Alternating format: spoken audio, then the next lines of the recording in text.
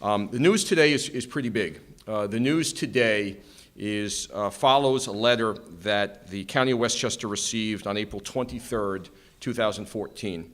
And in that letter, they indicated that the fiscal year 2012 Westchester County Community Development Block Grant monies, the CDBG monies, were going to be reallocated to other communities and lost to Westchester County if by 5 p.m. on Wednesday, May 7th, 2014, the county did not sign and submit the special 4 assurances that are called the required special assurances for Westchester County and have been out there for some time.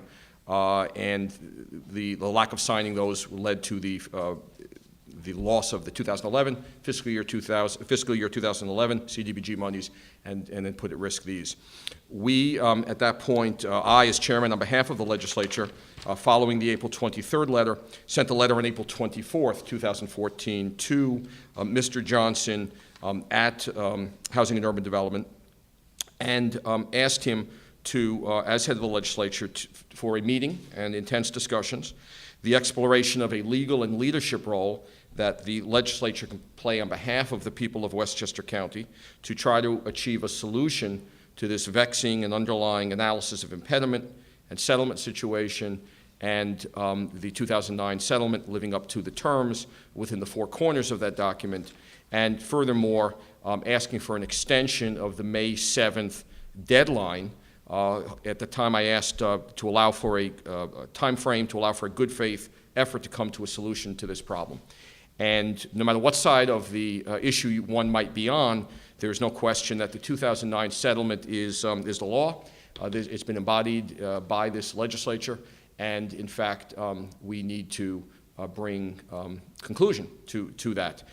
The letter of April 24th, 2014, after some very intense discussions and negotiations, did bring us to a letter of yesterday.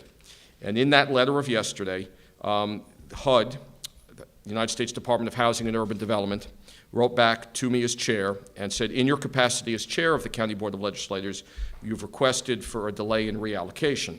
They, in their letter, indicate that provided deliverables set forth are acceptable to the department, and I'll specify what those are, the department agrees that no irrevocable steps towards reallocation of the 2012 fiscal year CDBG formula funds will be taken within 30 days from the date of this letter.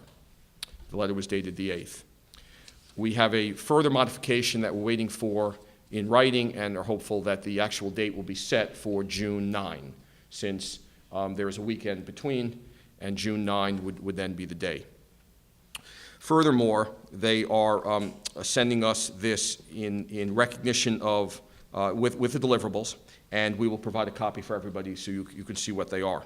The bottom line for today is that we need to provide to HUD by the end of the day, which we will, a timeline and benchmark for the enactment of any act within, in this case, by June 9, and that the timeline would set out the action steps that the County Board of Legislators would take using our normal legislative process of drafting, deliberation, committee discussions, rediscussions, modifications as appropriate, votes, and then consideration and passage. So the 2 immediate takeaways are, first, the CDBG deadline, the guillotine, we've gotten a reprieve for a reasonable period of time. That's big, and that protects the people of Westchester County and their investment in our dollars from the federal government. Second, there is a recognition, and I will put it best, or they put it best in a May 6th letter, HUD welcomes your willingness to explore creative solutions to the county's noncompliance with program requirements, as they put it. And what's implicit in here is the recognition that the Board of Legislators can work with HUD on behalf of the County of Westchester. And that is an important step as well, because it allows us as a co-equal branch of government. It allows us as the policy-making branch of government, if you read the charter, the opportunity to explore, as they put, creative solutions, but as we all know as legislators and to the people of Westchester, the ability to discharge our representative duties and come to some solution here. Beyond those two news items, the third is that I have spoken to leadership, both Ms. Borgia, Mr. Testa, and have established a work group of 4 legislators, all happen to be attorneys, 2 Republicans, 2 Democrats, Mr. Williams and myself, Mr. Maizano and Mr. Burrows, and that immediately Monday morning at 9 a.m. we will begin the appropriate and intense discussions with all stakeholders for purposes of then leading to a potential June 9 action by this Board of Legislators. There's also a July 31st action that has been set out. That's important to note. And the July 31st action is, beyond the action steps that we need to take here, is the, if you will, the requirement that we sign on to submit a final zoning for all eligible municipalities by July 31st. And the work that's required in these 4 assurances, assurance number 3, really goes to the heart of living up to the agreement, of living within the agreement, and while some have said that potentially, let me be precise on this, while some people say compliance means capitulation, I do not believe that is the case. I believe that it means upholding our end of the 2009 settlement in its 4-corner document and abiding by what we've agreed to and holding other parties to what has been agreed to. And we have a wonderful resource, an opportunity. Every difficulty provides an opportunity.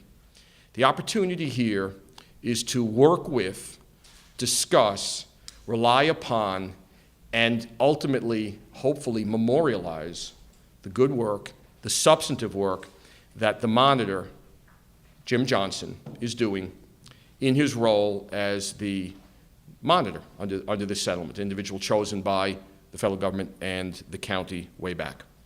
And he is honing in on the issues of exclusionary zoning and on the ground reviewing the zoning of each of the communities, the aforementioned 31 communities, and is not debating the issue, but instead is actually boring in on the particulars of their zoning.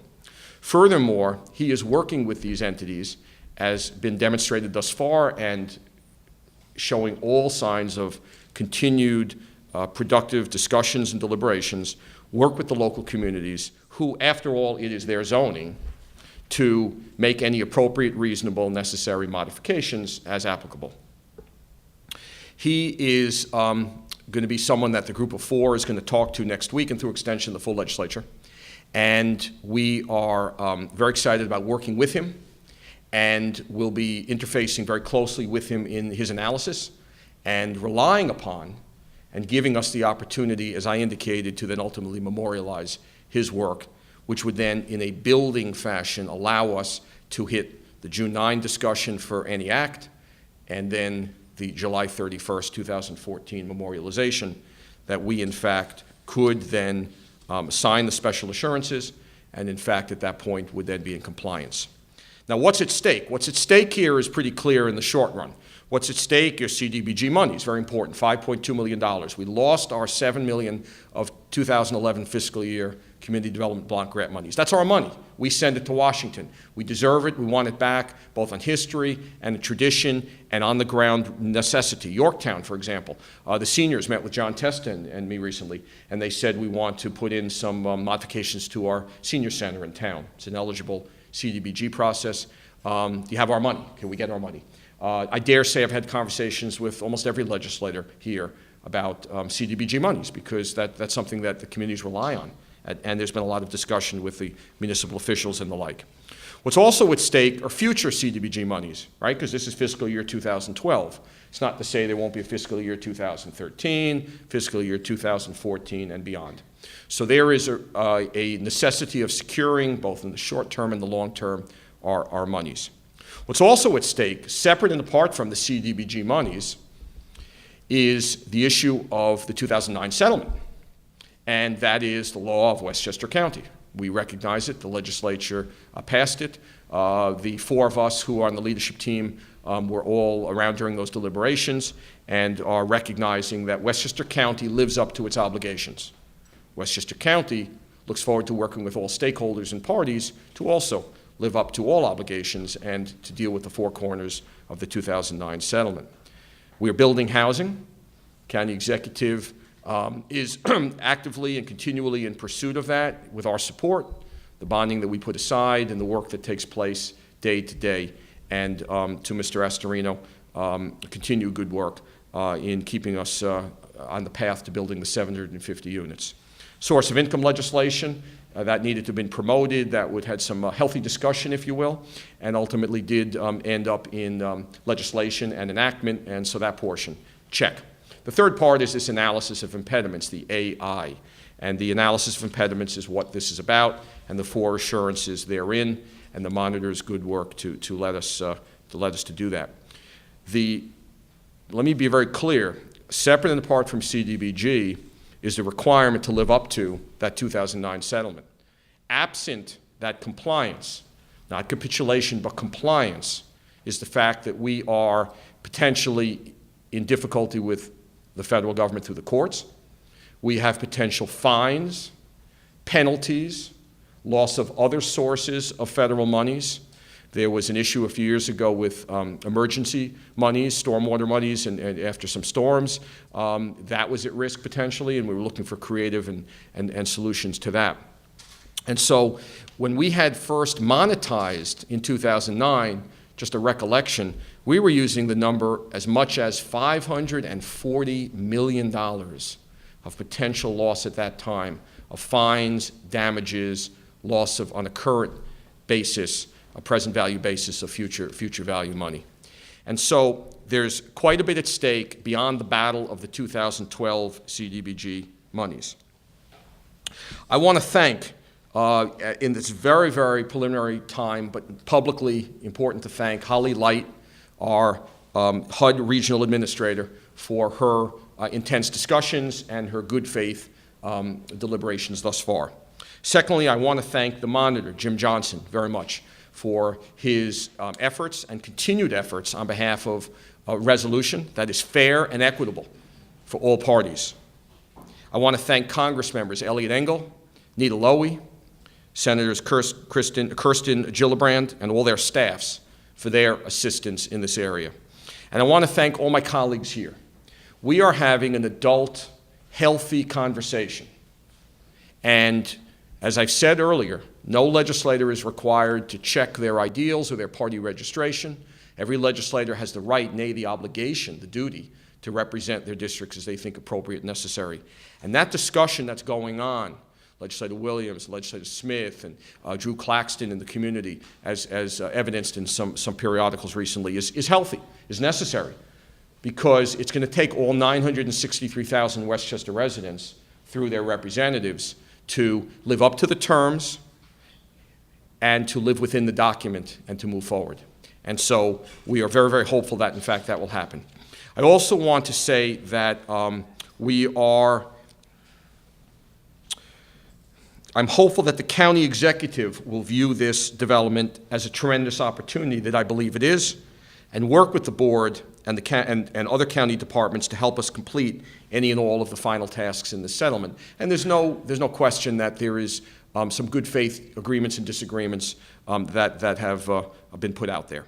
So the takeaways are the Board of Legislators doing our charter-given responsibility are stepping up, and we are now in this discussion and hope to be able to be a productive partner in bringing about compliance and completion. Secondly, that we are hopeful that we will be able to save the CDBG monies. It's pretty good. I went almost to the end of this conference without tripping on CDBG. And you all try that. That's certainly a mouthful, but it's a lot of money. It's $5.2 million. And we don't want to lose those dollars. We want to bring them back. They're important dollars. And third is the overall compliance and the overall issue. So those are, that's my statement at this time. We have a release, but Tara, can I please have the, you have the May, this is the recent, thank you. Okay, and we'll hand this out to everybody. While you submitted a proposal indicating the board has the power to proceed, the board will, by an act of the legislature, by June 9. So the takeaways are, in order for us to, a timeline and benchmark for enactment of the legislative act by June 9, 2014, a plan for completing the required zoning analysis, and an explanation of the board's authority. And then we will therefore, as HUD, take no irrevocable steps prior to June 9. This is the memorialization. You will all shortly have it. And this, in fact, then states, as we understand it, and you will talk to them undoubtedly, HUD's position relative to this issue at this time. There will be a lot of discussion, a lot of meetings, a lot of work, and none of us are shying from it. We are investing all our capital in this, and I do anticipate having future discussions like this, and welcome any continued questions and input from legislators, and then questions from the media to the marketplace as to status as we get closer. So at this point, I will finish my remarks, and I will take any questions that you might have. Jim? Do you anticipate then that the county will be sending an AI to HUD that says, yes, there is some discriminatory zoning, or will be saying there is not? The A plan, the best case plan, is that the monitor in his work under both a federal and a state test, the housing tests that are out there, will continue to bore in on the question, is there any exclusionary zoning? And in his normal process with his reporting and working with the communities, we are going to rely very greatly upon his work. And the best case scenario, which I am hopeful and optimistic, is that after any identification, communication, discussion, and modification with the local communities, that in fact at the end of the day, it will be found that there is no exclusionary zoning in Westchester County. If in fact that plays out, which is hopeful, anticipated, and not unrealistic, but work that needs to take place, then in fact, back to your first part of the question, Jim, yes, we would then, on behalf of Westchester County, be able to certify the assurances, the 4 assurances, and be able to, working with our departments, any necessary consultants, embodying the work that has been done thus far by the county executive and memorializing the monitor's good works, be able to put in one package an analysis of impediments that would live up to the terms of both the spirit and the law of the 2009 settlement. And if not all of the 7 municipalities has changed their zoning to the monitor's satisfaction, let's say, you would still submit an AI that says, yes, there is? We will, it's a fair question and an obvious question, thank you. We will continue to monitor that and work. That is a day-to-day proposition. What I said earlier and stands. I am optimistic. I think my optimism is warranted, given the work that's been done thus far by the monitor, and more importantly, the receptivity of the communities relative to the zoning in their communities. We, Westchester County, do not do zoning for local communities. We have the weakest of the 62 planning boards. We're an advisory. We are a home rule county. That means something. And we have partners in government, the local towns, municipalities. They know their communities best. And yet there is a county role under the 2009 settlement. Nobody's running from it. Everybody recognizes it. In that healthy tension, the work that's been done thus far substantively and the actions of the local communities in their reasonableness and in their receptivity lead me to believe, as a leader of this legislature, that in fact we have a very real good chance of memorializing that good work, and in fact we can live up to the terms of the settlement and not be in a problematic position. Sure. Are you saying that you're not sure that if there are still communities that are found to have discriminatory zoning, you're not sure that the legislature would still send an AI to the 200? Jim, the law is what the law is. That is, the agreement is what the agreement is. And there is a strategy on exclusionary zoning. We will, if necessary, turn the page to that. I'm hopeful that we need not turn the page, because number 4, under the special assurances, says, and I quote, "The county adopts, incorporates by reference into its AI, and commits to implementation of the attached strategy to overcome exclusionary zoning practices." By definition, if there are no exclusionary zoning practices to overcome, then in fact we do not need to turn to the strategy on slaying or a strategy on exclusionary zoning. So if there is, you do. This board will discuss and debate and recognize and reaffirm its obligation under the agreement to live up to the 4 corners of that document, no less, no more. Or no more, no less. Forget what the cliche is. Lisa. What is the board going to do with the legislation that the county executive sent down to set up the county zone, essentially CDBG program? It's in committee. Committees will review it. I think in speaking to all colleagues, there's not really a groundswell of receptivity towards that. My personal feeling, and I think most of the legislators, is that we want our money, and we've already been taxed for it, sent it to Washington, and we're not willing to concede that these dollars are lost. That's why we're working so hard here today. So we're gonna work hard to try to get our $5.2 million back without retaxing, if you will, to raise those dollars. And at the same time, he said, excuse me, the county would not apply for the next 3 years of CDBG grants. Well, the legislation, as I understand it, requires the board to act in an opt-out fashion. We're going to be working closely with the county executive, who clearly has the interests of Westchester County, the best interests in mind, and I'm optimistic that we will reach, particularly with these efforts, and hopeful reach the appropriate stance on CDBG monies. Again, it's our dollars. They're sent down there. The local communities don't have a lot of options. They can't create new consortiums, with the exception of Greenberg, with certain villages included, and so they're stuck. They can't go to the state, because then it would be a huge dilution, a diminution of potential dollars for them. The 4 cities are already off on their own, as the law allows, using the 50,000 population test. So again, we're not willing to concede that. You could talk to each individual legislator, but I think as a group, we want to continue to participate because we want our money, and we've already been taxed for it, and there's no reason we can't continue to earn those dollars back for each of us. And it's interesting, if you look at many of the legislators, almost all of us represent multiple communities. Many of us represent multiple communities, some of which are in CDBG consortium, this one, the county, and some that are not. But to a person, everybody wants to do the right thing and recognizes that on the one hand, you want to fight to keep the tax burden and the spending levels at a reasonable level, and yet we want to still bring back the dollars we've already been taxed for. Jim? HUD's response to you instructs you to anticipate vetoes from the county executive. Mm-hmm. Do you think you will have enough of the supermajority you need to override this plan? Sure. The calendar that we're setting down absolutely embodies that as a possibility, and so the last date would be a June 9 date for potential reconsideration or consideration of the act, reconsideration of the act, or consideration of any potential veto. Any executive, the 2 I've served with, have the right, frankly the obligation to look at every legislative initiative and decide, in this case, an act, whether they want to sign it or not. So we'd be unreasonable if we didn't build that in.